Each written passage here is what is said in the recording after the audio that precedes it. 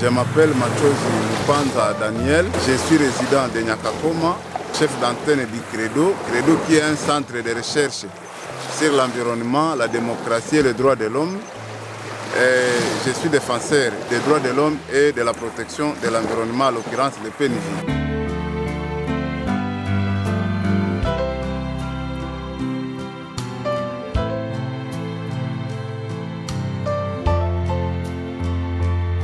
Nyakakoma se trouve dans le groupement de Binza, chefferie de Bouicha, territoire de Rutshuru, province du Nord Kivu, en République démocratique du Congo. La population qui vit ici sont des pêcheurs et la pêche constitue pour nous l'unique moyen de subsistance. En ce qui concerne la protection de l'environnement,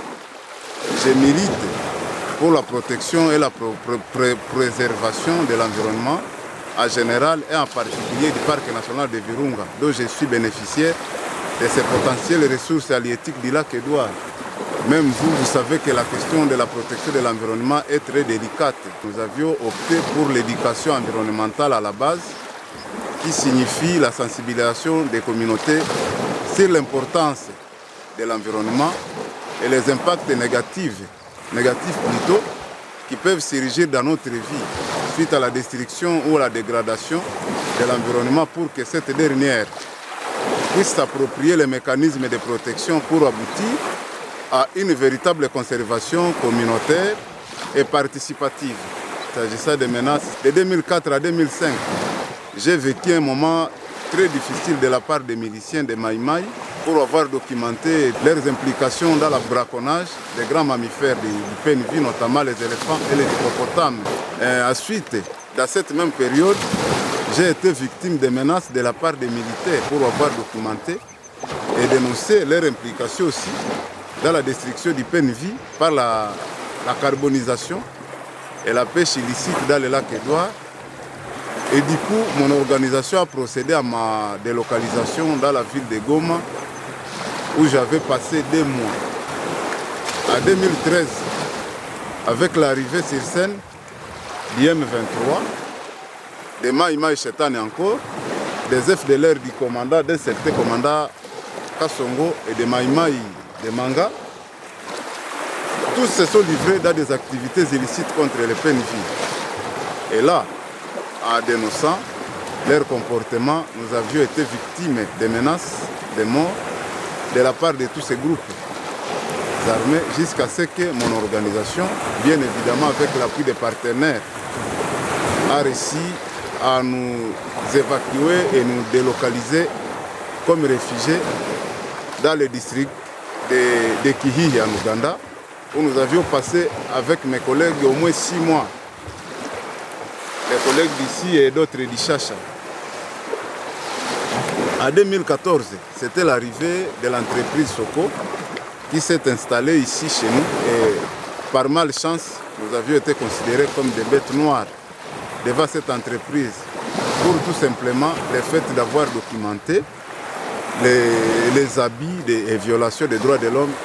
et le non-respect des instructions et engagements internationaux relatifs à la protection de l'environnement et des communautés locales. Et le fait pour nous de dénoncer ces abus, il nous a fallu être peut-être abattus ou obligés de quitter le village, car les menaces qui pesaient sur nous étaient orchestrées conjointement par les forces de défense,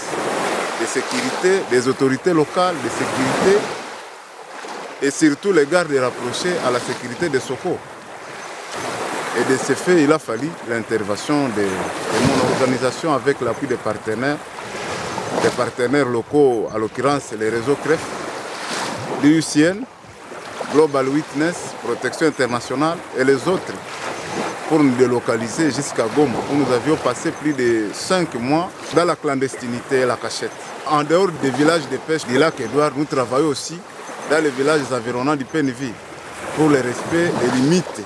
et le respect des textes légaux régissant la protection de l'environnement et la conservation de la nature. Et tout cela est possible grâce à des sensibilisations communautaires, sensibilisation des masses, des étudiants, des élèves, de la jeunesse, pour que tous puissent comprendre l'intérêt de la conservation et de la protection de l'environnement. Les scientifiques disent qu'il n'existe pas de risque zéro dans la vie. Mais avec beaucoup de formations que j'ai déjà reçues de la part de l'UCN, Protection internationale, Synergie Ukingowetu, Centre Carter et tant d'autres acteurs de la protection de l'environnement et des droits de l'homme sur la protection et la sécurité des défenseurs des droits de l'homme dans les milieux de travail, je compte beaucoup à ma propre sécurité, car je sais maintenant comment je peux évaluer les menaces et les risques pour mieux me positionner devant les adversaires ou les agresseurs. Pour le parc national de Virunga, étant un défenseur de la protection de l'environnement et de la conservation de la nature, je ne peux pas manquer un rêve. Et mon rêve est d'avoir un jour les populations riveraines comprennent l'importance du PNJ. En deuxième lieu, tous les groupes armés sont démantelés dans le parc national de Virunga pour que nous puissions bénéficier des actions de développement socio-économique de nos villages par les fonds du tourisme et autres subventions de l'État, ainsi que le système des Nations Unies pour l'environnement et la conservation de la nature qui ont besoin de voir un jour le parc national recouvrer son intégralité et sa diversité naturelle. Ça doit être un rêve de tout le monde.